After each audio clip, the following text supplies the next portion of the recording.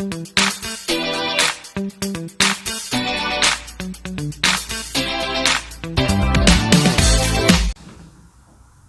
morning mga bay! Welcome back again to another episode of my YouTube channel, Enric E. Pablo TV here. So mga bay, today is a beautiful day because the weather is good, sabi nga ng mga Canadian dito. Good weather. Kaya lang medyo minamalat ako eh. And mga bay, samahan niyo ako, magluluto nga pala ako ng nilagang baka. Sandali lang, may nag-aaway yata mga Canadian dito. So back again. So yun nga mga bay, magluluto ako ng, hindi ko alam kung bulalo o nilaga. Bahala na kung ano magiging tawag natin. Okay mga bay, word of the day.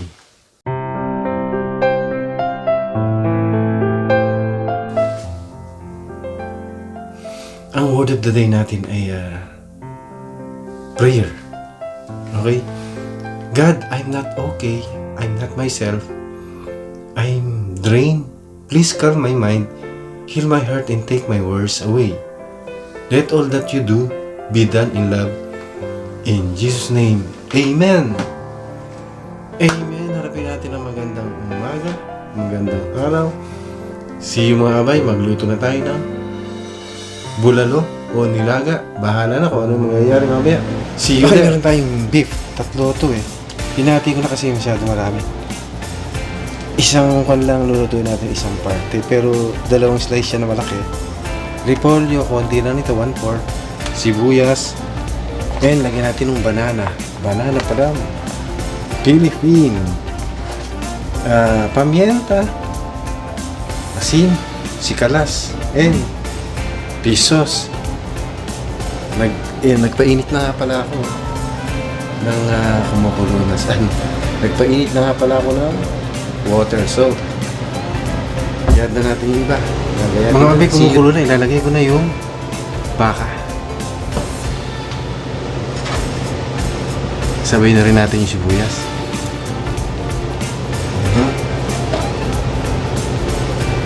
At saka pala yung nakalimutan ko pala na.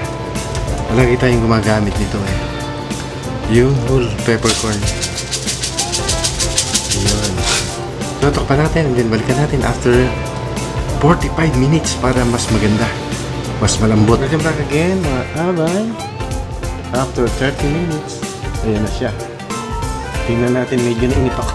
Dapat 45 minutes eh. Tingnan natin, ako, malayo sa katotohanan nito. Parang need more 15 minutes pa siguro. Sige, balikan natin after 15 o gawin na natin 20 minutes. Let's get it on. Pero naiinit na ako mga abay. Gusto ko nang lagyan ng pampaalat. Uy, nasara. And then patis. Para kasama lang maluto yung nilagay natin. Mamaya lalagay na natin yung pamintang durog. Okay, balikan natin nga yan ng 18 minutes na lang. See you there. So mga abay, after 20 minutes, so bali 15 minutes na nakakalag. Tingnan na natin siya.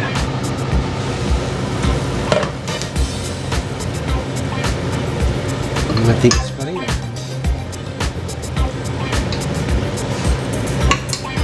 10 minutes pa mga abay.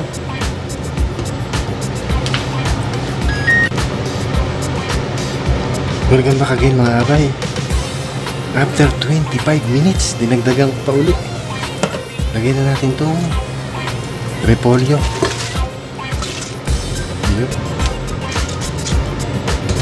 Add natin ang konting water.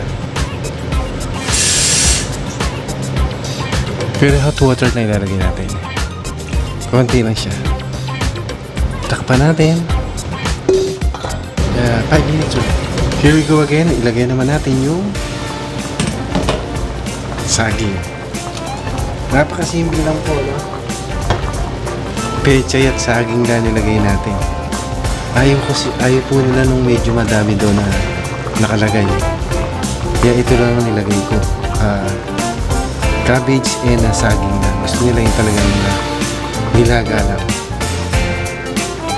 Also, mga another 5 minutes mga abay. Pwede na. Halika na. Welcome back again mga abay. Ito na ang moment of truth. Luto na talaga siya. Malambot na. So, here we go mga abay. Ito na ang ating nilagang beka. Rapsa mga abay, oh. Lalagay natin dun sa lalagyan. See you! Welcome back again mga abay.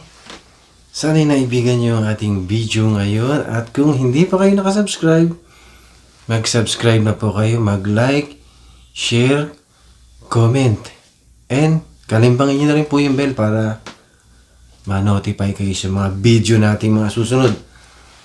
So mga abay, huwag na nating patagalin. Bible Verse Daily. Pinadala po ni Girly Urde. Magtiwala sa Panginoon, nagagabay sa iyo habang hinahanda mo ang iyong sarili upang mamagitan para sa iba na may pasalitang mga pagpapala. Bubuksan ng Panginoon ang iyong mga mata at tainga na espiritual upang maunawaan kung ano ang nais niyang magawa sa kanilang buhay. Mag-alok ng sariling pagpapala ng Diyos sa kanila mula sa kanilang salita. Ilagay ang Diyos sa siwa. Ilagay ang iyong